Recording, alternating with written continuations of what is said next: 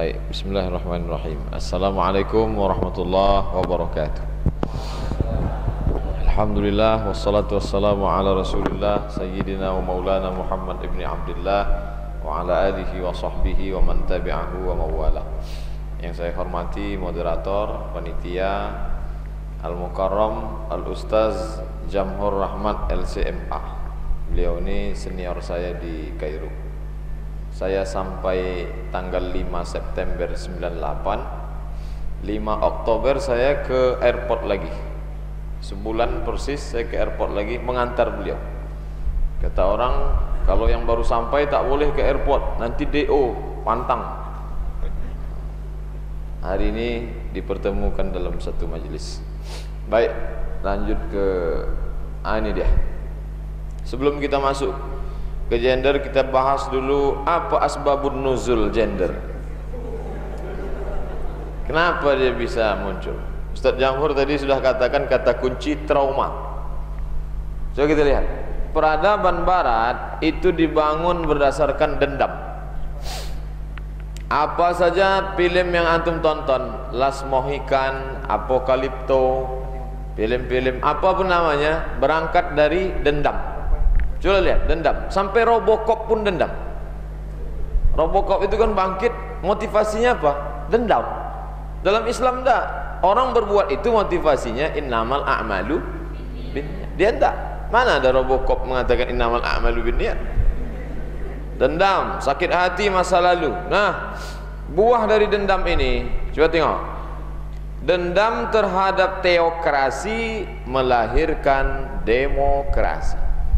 Sebelumnya di Eropa itu Teo Tuhan, karena para pendeta membawa-bawa nama Tuhan. Nih Tuhan, sikit-sikit Tuhan. Akhirnya rakyat ini sakit hati dengan Tuhan, bukan dengan Tuhannya, dengan orang yang bawa-bawa nama Tuhan. Maka muncullah suara Tuhan tak pakai lagi. Suara orang banyak itulah suara Tuhan. Demokrasi. Jadi supaya kita paham, ini bukan datang dengan sendirinya tanpa ada kronologis di belakangnya, ada. Kenapa Ustadz singgung demokrasi? Ini barang sudah sepaket. Kalau orang demokrasi, maka dia satu kontainer yang datang dari barat itu dia pakai semuanya. Kalau Islam satu paket, udkhulu fis-silmi kafah, maka barang yang dari barat itu pun gitu juga. Masuklah kamu ke dalam kekafiran kafah. Dari cara negaranya, ekonominya, sekulernya, termasuklah urusan perempuannya juga, gender. Dua, poin kedua, sakit hati terhadap perlakuan laki-laki yang semena-mena, melahirkan feminisme. Dan feminisme ini terbagi kepada 3 mazhab. Mazhab ekstrim, mazhab pertengahan, mazhab yang bawah. Yang ekstrim ini itu yang disebut Ustaz Jamhur tadi, sampai mengkafirkan hubungan dengan laki-laki. Tak boleh. Laki-laki itu musuh kita. Nenek moyang kita dulu habis dibantai laki-laki, maka laki-laki sekarang musuh kita. Tak boleh. Putus hubungan dengan laki-laki. Nah, ini itu gender yang paling hebatnya. Musdah Muliah dia benci laki-laki, tapi suaminya masih laki-laki. Dia belum sampai ke tingkat yang mutasyaddidin tadi bang. Yang bawah, dendam terhadap kekangan tokoh agama. Memang kalau kita baca abad pertengahan, tokoh-tokoh agama itu luar biasa. Masya Allah, luar biasa jahatnya. Saya pernah menonton film Esmeralda.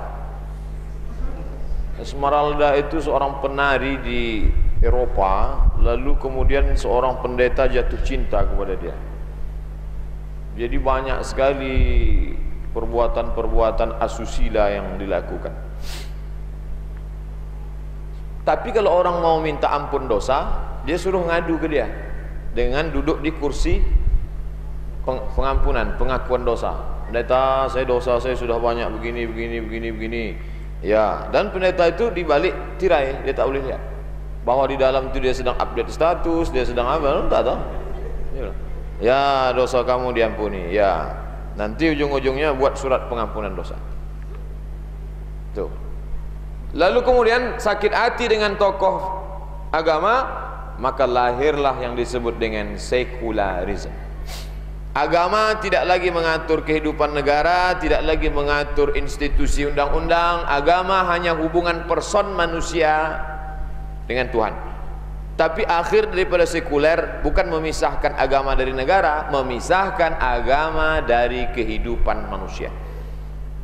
Oh, yang Ustadz bicarakan tidak betul. Buktinya orang barat masih tetap merayakan Natal. Bukan masalah itunya. Spirit agama tak ada dalam kehidupan mereka. Agama itu hanya sebagai seremonial.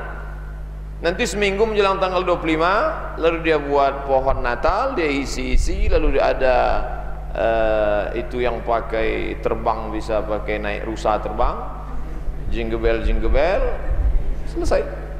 Tak ada ajaran Isa alaihissalam dalam kehidupan, tak ada.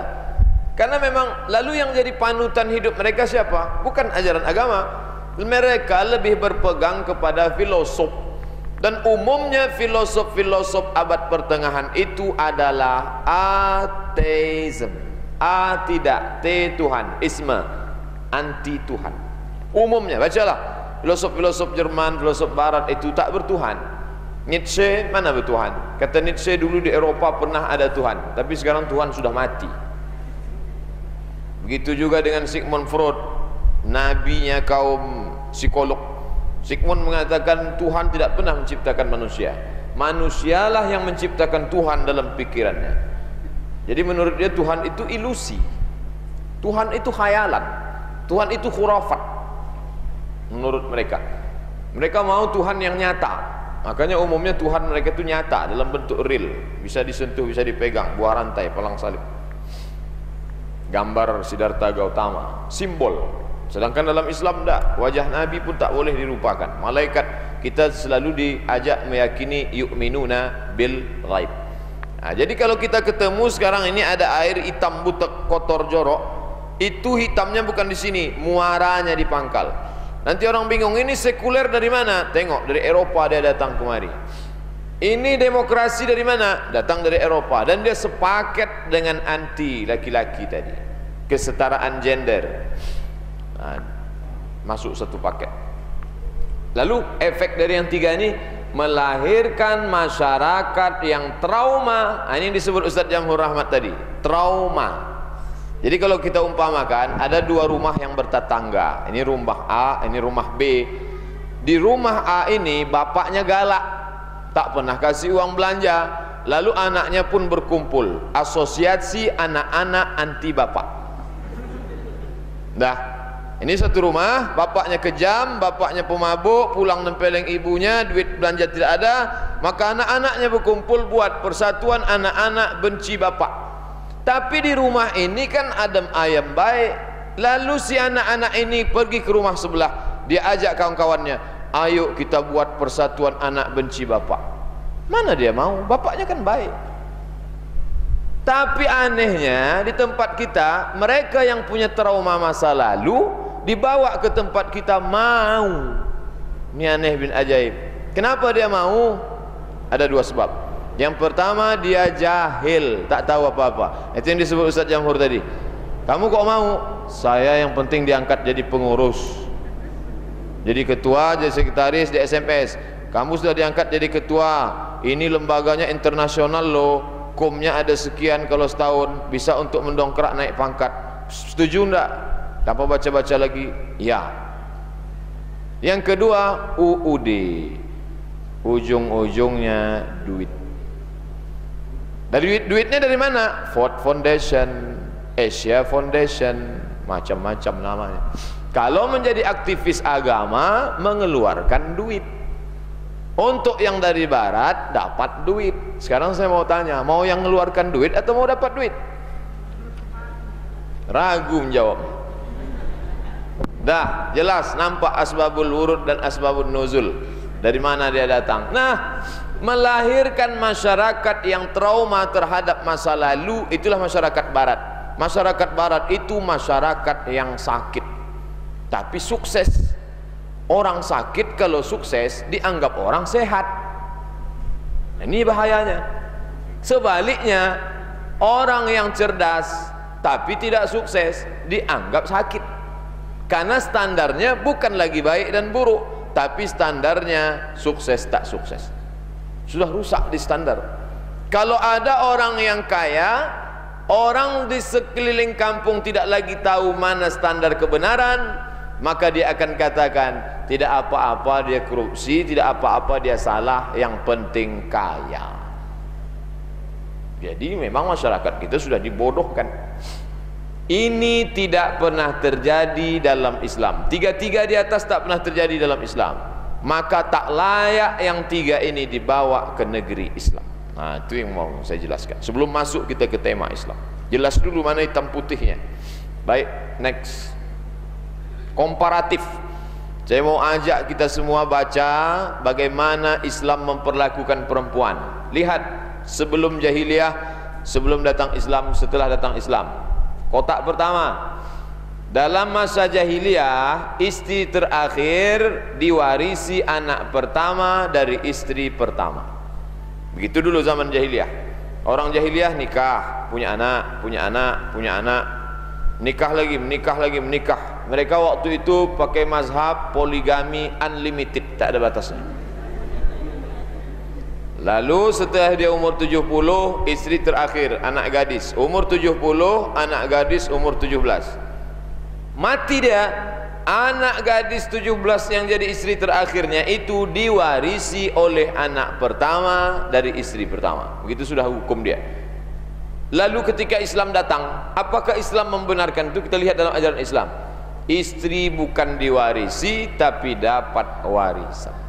Kalau ada anak 1/8, tak ada anak 1/4. Anak perempuan mendapat 1 bagian dari anak laki-laki. Nanti kalau ada pertanyaan kita jawab, bahas bersama. Saya paparkan dulu materi.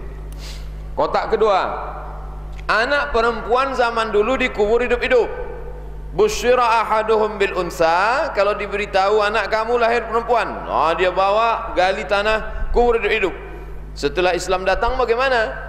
Man ala thalatha banatin, siapa yang membesarkan 3 anak perempuan, fa addabahunna, dididik dengan baik, wa zawwajahunna, nikahkan dengan orang baik, wa ahsana ilaihinna, buat baik, falahul jannah, masuk surga. Tengok, tidak ada tekanan perempuan dalam Islam. Justru siapa yang punya 3 anak perempuan, dididik dengan baik, masuk surga. Ibu-ibu yang baru punya 2, tambah 1 lagi. Nabi mengatakan 3 perempuan. Kotak 3, perempuan zaman dulu, zaman jahiliyah tak diberi kuasa apa-apa. Kalau sudah perempuan, itulah istilah orang sekarang, dapur, kasur, sumur, dia tak boleh punya kuasa. Ketika Islam datang, Islam tak pernah merendahkan perempuan. Khalifah Umar bin Khattab mengangkat Ummu Syifa sebagai kepala hisbah, pemeriksa pasar kota Madinah. Lihat dalam kitab Al-Isti'ab fi Ma'rifatil Ashab dengan kitab Tahzibil Kamal. Wilayah hisbah itu kalau sekarang Satpol PP. Bayangkan komandan Satpol PP-nya perempuan, namanya Ummu Syifa. Kira-kira ada tak Ummu Syifa berkumis? Ummu Syifa itu perempuan. Islam tak pernah. Ini sampel contoh saja. Jadi orang-orang yang mau bawa trauma masa lalu ke negeri Islam, itu dia salah kaprah, salah garap, tak betul. Cuman yang jadi masalah, orang Islamnya tak paham tentang sejarah dia. Kenapa dia tak mengerti tentang sejarah dia? Karena dia memang tak pernah belajar sejarah Islam. Kenapa dia tak belajar? Karena tak dimasukkan ke sekolah. Kenapa tak dimasukkan sekolah? Dia memang sudah diprogram untuk menjadi muslim yang jahil. Memang diprogram. Orang Islam ini dibuat 2. Pertama jahil, kedua miskin. Kenapa jahil dan miskin? Karena orang jahil dan miskin bisa dibeli. Siapa yang bisa membeli suara tanggal 9 April kemarin? Orang kaya. Siapa yang bisa beli suara? Orang kaya. Siapa yang dibeli? Orang jahil dan orang miskin. Dan itulah mayoritas. Suara saudara bapak ibu tak bisa dibeli. Tapi yang jadi masalah dalam dunia demokrasi, suara jahil dengan suara profesor, one man one vote. Satu orang satu suara. Jadi kita memang sudah di otak-atiknya. Ustadz Jamhur Rahmat senior saya di Al-Azhar. Fakultas dia fakultas dirasat Islamiyah. Pelajaran yang paling banyak 18 mata pelajaran. Plus 2 juz Quran 4 tahun 8 juz. Tambah lagi belajar 6 tahun di Gontor. Tambah lagi S2 di UIN Suska. Tambah lagi S3 di Universiti Kebangsaan Malaysia. Dalam dunia demokrasi, suara beliau sama dengan suara orang yang tak sekolah. Bayangkan zolimnya demokrasi itu. Itulah yang dibawa tempat kita dan dijajakan kemana kemari. Penjajahan luar biasa. Orang bangga mengatakan kita sudah merdeka Pak 1945. Kata siapa? Bagi orang yang paham dia tahu masih dalam keterjajahan, terjajah dalam kebenaran. Ini contoh. Jadi orang-orang yang punya trauma masa lalu dia bawa itu pemikiran ke tempat kita, itu tak ada dalam Islam. Kalau waktu habis kasih tahu. Karena saya kalau sudah megang mikrofon ini lupa menengok aja. Baik, kita lanjutkan. Sekarang perempuan dalam perspektif Islam. Perbuatan balasan. Bagaimana perempuan dan laki-laki? Surat At-Taubah 71. Wal mu'minuna wal mu'minat. Padahal menurut kaedah bahasa kalau disebut laki-laki automatically perempuan sudah masuk di dalam. Tak pernah sebut perempuan. Contoh, ya ayyuhallazina amanu kutiba alaikumusiyam. Ayat itu laki-laki apa perempuan? Laki-laki, tak ada perempuan situ. Tapi ibu langsung masuk di dalam. Kalaulah ayat itu untuk laki-laki saja, nanti bulan Ramadan ibu tak usah puasa. Kok kami tak puasa? Tak ada ayat suruh. Karena kaedah kalau sudah sebut laki-laki, perempuan masuk ke dalam. Tapi khusus untuk menunjukkan perbuatan dan balasan disebutkan. Maka saya buat merah. Wal mu'minuna wal mu'minat. Apa maknanya? Allah mau menunjukkan perempuan pun punya kedudukan yang sama. Tak ada diskriminasi. Ba'dhum awliya'u wa. Mereka saling tolong menolong. Dalam hal apa? Ya'muruna bil ma'ruf wa yanhauna 'anil munkar wa yuqimuna shalah wa yu'tuna zakah wa yuti'una Allah wa rasulah. Dalam 5 hal. Ya'muruna bil ma'ruf wa yanhauna 'anil munkar wa yuqimuna shalah wa yu'tuna zakah wa yuti'una Allah wa rasulah. Inilah kesetaraan gender. Nampak kesetaraan gender dalam Islam itu? Dia mengajarkan kesetaraan tapi dalam ruang lingkup tertentu. Bukan seperti yang dikatakan Ustaz Jamhur, laki-laki main bola, perempuan ikut juga. Laki-laki bertinju, perempuan bertinju juga. Bukan itu letak kesetaraannya. Jadi kalau ada orang mengatakan Islam tak mengajarkan kesetaraan, ada kesetaraannya, tapi pada ruang lingkup tertentu. Kita mau lihat dalam dalil. Baik, lanjut. Tentang balasan, disebutkan nama perempuan. Saya buat merah. Man amila salihan, siapa yang beramal saleh, min zakarin au unsa. Ada sebut kata perempuan. Apa maknanya? Allah Ta'ala mau menunjukkan siapa saja yang berbuat baik, tak ada diskriminasi. Laki-laki masuk surga, perempuan masuk surga. Mana ada ayat Quran laki-laki masuk surga, surganya VVIP, perempuan masuk surga, surganya kelas ekonomi? Mana ada? Sama. Tapi dalam kasus tertentu yang bersifat kodrat, yang bersifat bentuk fisik, itu ada yang tak bisa dilakukan perempuan, dan ada pula yang bisa dilakukan perempuan tak bisa dilakukan laki-laki. Itulah kenapa kata Nabi ummuka, ummuka, ummuka, baru dia katakan abuka. Kenapa ummuka 3 kali? Karena ada 3 yang bisa dilakukan perempuan, tak bisa dilakukan laki-laki. Mengandung, melahirkan, menyusui. Kalau ada laki-laki yang bisa 3 ini, saya mau jumpa mana orangnya. Baik, lanjut. Aktivitas dilakukan laki-laki dan perempuan. Apa kata Allah? Anni la udhi'u amala amilin minkum. Aku tak pernah menyia-nyiakan amal kamu. Min zakarin au unsa. Tak ada diskriminasi. Lanjut. Nih, bagaimana perempuan zaman dulu. Jangan bayangkan perempuan itu dikekang, tak boleh keluar rumah. Lihat, saya kutip dari kitab Usudul Ghabah karya Ibnu Al-Athir. Apa kata dia? Asma binti Yazid bin Sakal Al-Ansariyah, anak bibi Muaz bin Jabal, membunuh 9 tentara Romawi dengan tiang kemah pada perang Yarmuk. Kalau 9 tentara Romawi itu 18 saya. Satu tentara Romawi itu berat besar badannya 2 kali saya. Bayangkan bagaimana perempuan, dan dia membunuh tidak pakai pedang, pakai apa? Pakai tiang kemah. Jangan bayangkan, mana ada perempuan cuman masak tepung gandum di rumah bisa ikut dia perang.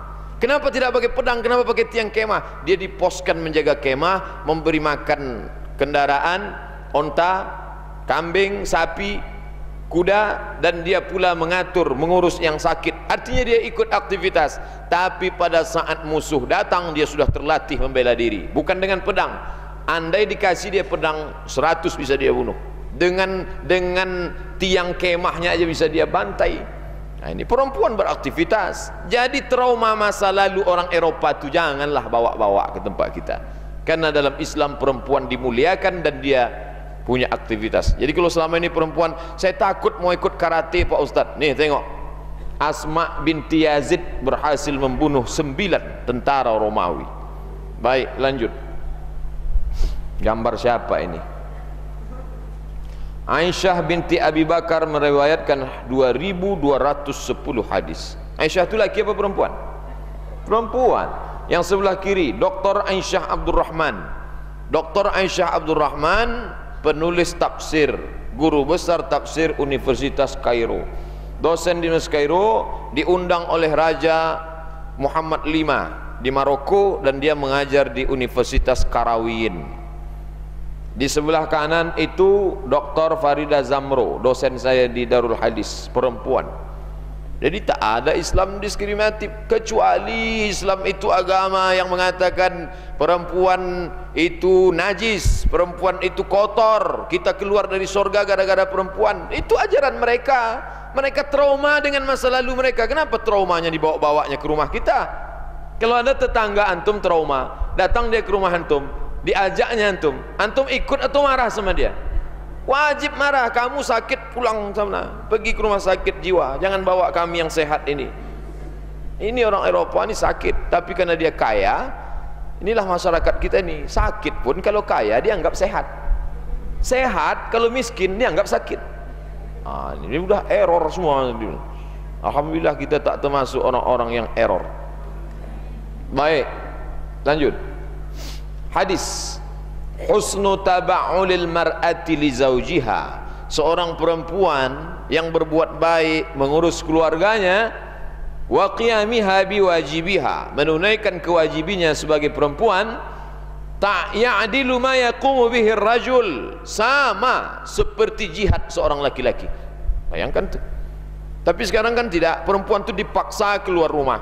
Akhirnya apa yang terjadi? Dia meninggalkan kodratnya, dia pergi keluar rumah, tidak dapat ditebus dengan gaji yang dia peroleh. Pergilah dia pagi, pulang petang, tinggal suami, tinggal anak. Berapa dia dapat? 10 juta. Berapa korban yang timbul dari itu? Suaminya error, akhirnya apa? Berselingkuh. Anaknya error, akhirnya apa? Kecanduan game online PlayStation. Nanti lama-lama anak itu pun nyabu. Bisa ditebus sabu dengan selingkuh itu? Dengan tak bisa, hancur rumah tangga. Oleh sebab itu maka dalam Islam diajarkan kesetaraan, tapi ruang medan lingkup tempat dia berbuat itu tak sama, balasannya sama, perbuatannya sama, tempat dia beraktivitas tak sama. Jadi Islam mengajarkan kesetaraan, tapi dalam ruang lingkup yang berbeda. Lanjut. Innallaha, sesungguhnya Allah, adzana lakunna, mengizinkan bagi kamu wahai perempuan, antakhrujna, supaya keluar rumah, liqada'i hawaijikun, untuk menunaikan hawaij, kebutuhan. Tak pernah Nabi Islam mengekang perempuan, tak ada. Ini berdasarkan hadis sahih Bukhari. Lanjut. Diriwayatkan bahwa ada perempuan namanya Asma binti Abi Bakar, istri dari Zubair bin Awam. Lalu dia membawa makanan onta, makanan ternak. Seandainya Nabi tak membolehkan perempuan bekerja, pastilah kata Nabi, hai Asma, pulang ke rumah, haram kau bekerja. Tapi justru Nabi membantu. Sunnah takririyah, berarti Nabi membenarkan perempuan. Tak ada alasan untuk berkarir, untuk tidak berkarir, boleh berbuat. Tapi nanti saya jelaskan dengan catatan. Next. Perempuan boleh beraktivitas, tapi baca dalam kurung, syarat dan ketentuan berlaku. Sedangkan yang orang Eropa tadi, dia katakan bebas tanpa ikatan. karena memang mereka liberalisme, bebas. Dalam Islam dikenal dengan hurriyah muqayyadah, bebas tapi terikat. Ini nomornya nomor bebas ya? Ya. Kenapa baru 3 menit sudah bayar? Ada ikatannya, syarat dan ketentuan berlaku. Apa syaratnya? Tak meninggalkan kewajiban pokok. Ada seorang perempuan, gelarnya profesor, doktor, suami sudah meninggal, anak-anak sudah bekerja, dia masih sehat walafiat. Kalau dia beraktivitas, menjadi politikus, menjadi politisi, apa ada kewajiban dia tinggal? Tak ada. Tapi ketika dia masih punya kewajiban, tak boleh. Izin suami, jangan lupa mengurus surat izin atasan. Izin suami. Tapi izin suami itu memang betul dia ngasih izin. Banyak juga suami zaman sekarang ngasih izin di bawah tekanan. Tekanan istri. Dia anggota ikatan suami takut istri. Saya melihat suami-suami yang tertekan ini merasa perlu didirikan komisi perlindungan suami. Menjaga akhlak, maka tak boleh tadi yang disebutkan Ustaz Jamhur, tanda-tanda hari kiamat. Di antara akhlak perempuan, jaga pakaian. Tak boleh sempit, tak boleh berdua-duaan, menutup aurat, menjaga semua ketentuan syariat Islam. Kita akan bahas satu-satu. Next. Nih, katakanlah, ya ayuhan nabi, hai nabi, qul li azwajika, katakan kepada istrimu, wa banatika, kepada anak perempuanmu, wa nisa'il mu'minin, kepada perempuan beriman, yudnina, supaya mereka menurunkan jalabibihin, turunkan pakaian panjang. Jalabib jamak dari jilbab, bukan jilbab.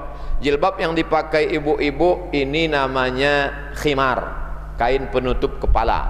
Adapun jilbab itu dari ujung rambut sampai ke ujung kaki, kain panjang. Maka dulu mereka pakai kain panjang tapi lehernya terbuka dan sampai betis. Turun ayat suruh tutup leher, tutup betis, tutup. Yang nampak cuma wajah dan telapak tangan. Yang dimaksud dengan telapak tangan, zahiruha wa batinuha. Ini boleh nampak, ini boleh nampak. Jadi ibu tak perlu buat baju bersayap sampai ke sini. Karena ini boleh nampak, ini boleh nampak. Ayat surat An-Nur 31. Next. Yang mana yang islami itu? Apakah yang kiri, yang kanan, atau yang tengah? Saya tanya yang muda-muda, yang mahasiswa, mau yang mana? Kiri, kanan, apa tengah? Yang islami itu yang tengah. Karena yang kanan itu bagus, tertutup wajahnya, tapi itu lebih dari hajat. Saya tak melarang perempuan bercadar, bagus. Mahasiswi saya bercadar, bagus. Kalau perempuan zaman sekarang bercadar, bagus, menutup hawa nafsu, menekan pelecehan seksual. Tapi yang kadar disuruh tutup wajah, tapak tangan, buka. Tapi tidak pula seperti yang kiri, solek-solek jahiliyah. Coba tengok, lipstick 2 inci. Mau keluar rumah sini biru, sini biru. Pulang ke rumah mengamuk suaminya. Siapa menempeleng kamu di jalan tadi? Ini tak betul. Ini dipasang tinggi-tinggi seperti punuk onta. Untuk apa? Supaya mencari perhatian. Tak boleh. Kalau sekedar sanggul diikatnya pakai karet, ya tak apa-apa, apa salah? Tapi pula orang perempuan sekarang sampai takut, saking takutnya mengikat pakai sanggul pun takut. Ikat pakai sanggul tak apa, yang tak boleh itu coba sepanjang itu. Hanya untuk cari perhatian, itu tak boleh. Next. Yang boleh tampak wajah dan tapak tangan, Syekh Jadul Haq Ali Jadul Haq, juz 7 halaman 211. Next. Ini semua dalil-dalil tentang wajah tapak tangan. Berapa dalil sudah? 4. Wajah tapak tangan, wajah tapak tangan, wajah tapak tangan, wajah tapak tangan. Lanjut. Ini juga wajah tapak tangan, Tafsir Al-Munir, Syekh Wabah Zuhaili. Mengapa banyak Ustaz buat? Nanti kalau ada orang yang kontra tak setuju, ini dalil makin banyak makin bagus. Lanjut. Wajah tapak tangan lagi. Lanjut.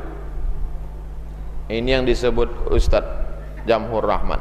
Nisaun, perempuan, kasiyatun, pakai baju, ariyatun, tapi telanjang, dipakainya celana legging.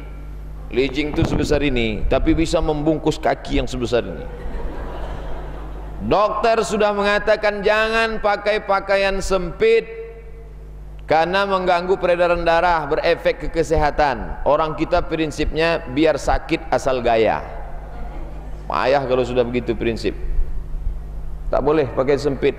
Maka menutup aurat itu bukan menutup, udah kamu tutup, udah Pak, ini tutup juga namanya. Nih kalau ditanya apakah kuih ini tertutup, tertutup, tapi bentuknya nampak, transparan. Banyak orang menutup aurat macam menutup kuih, tertutup. Ini bukan menutup aurat. Menutup itu ditutup, gambarnya hilang, bentuknya hilang dan tak berbentuk sama sekali. Sehingga ketika kita tanya ke orang apa isinya, dia tak tahu. Sekarang kan tidak, YouTube nampak, dipakainya celana jin. Banyak perempuan diganggu jin sekarang gara-gara celana jin itu dipakainya. Ini harus diperbaiki tradisi. Baik, lanjut. Itu hadisnya, yang tadi gambarnya. Hadis Sahih Muslim. Next. Terakhir. Mari kita baca sama-sama. Pemberitahuan. Mohon perhatian para umat, terutama remaja putri yang memasuki kuil, agar supaya pakai pakaian yang sopan, jangan memakai pakaian yang sempit, antara lain jeans, rok mini, celana ponggol dan lain-lain. Ini sangat penting mengingat kita berada di tempat suci rumah ibadah. Terima kasih Perhimpunan Sri Mariaman Kuil. Kuil Hindu terbesar di Sumatera, letaknya di Kampung Keling, Medan. Saya gitu nengok, izin masuk, saya mau nengok cemana bentuk Tuhan, Siwa, Brahma, Wisnu, lembu, saya tengok, oh itu bentuk. Itu tulis dalam. Bayangkan orang Hindu yang nampak pusar, yang pakaiannya tak menutup aurat, tapi dalam tempat ibadahnya. Sekarang saya tanya, pernah tak baca tulisan ini di Masjid Agung An-Nur, di Masjid Ar-Rahman? Pernah tak? Tak ada. Artinya apa? Mereka menghormati tempat ibadah lebih daripada orang Islam. Nah, setelah saya jelaskan ini, nampaklah bahwa tak layak mereka bawa penyakit trauma psikologis barat mereka itu, dia bawa ke tempat kita. Kita adalah orang-orang yang sehat walafiat.